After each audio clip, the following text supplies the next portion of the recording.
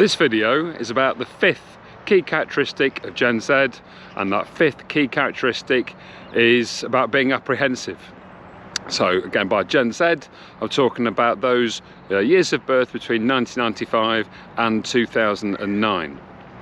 Apprehensive, why? I went through various options for this one on what to call it, and I think it cuts right to the heart of this snowflake trope, that word that annoys me so much and clearly annoys the Gen Zers I've been talking to in the course of researching all of this.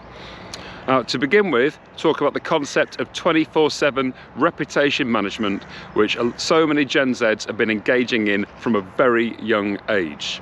So I'm talking about the impact of social media.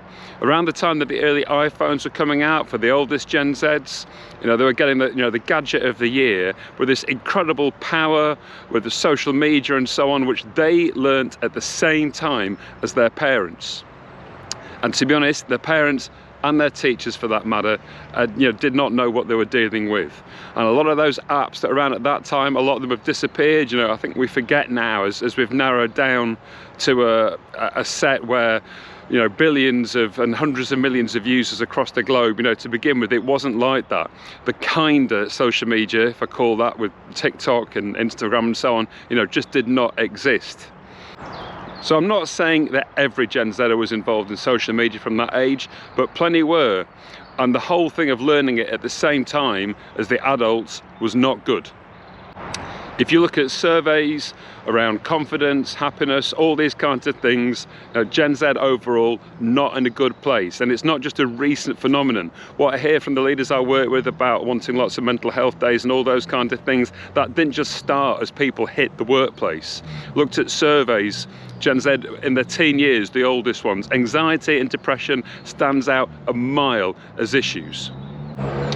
So for employers, this is something you've got to deal with really seriously. The huge amount of information they've had to deal with, work out what's fake, what's not, coming at them.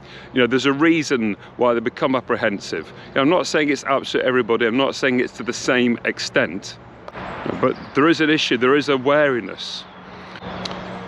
Every employer's got to take this seriously. This is not just about lip service, this is not just about running a day or one little workshop or whatever it is.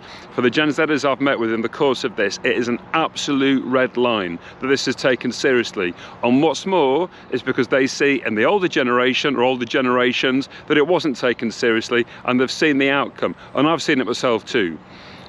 Drinking habits, everything else that went on, still goes on. People who didn't deal with it, Gen Z see that they do. So there's lots of factors rolled up in one here.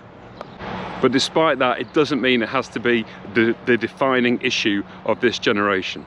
So number 5, apprehensive. There's a fuller blog if you look in the link below. Thanks for reading, thanks for listening, and I look forward to your comments.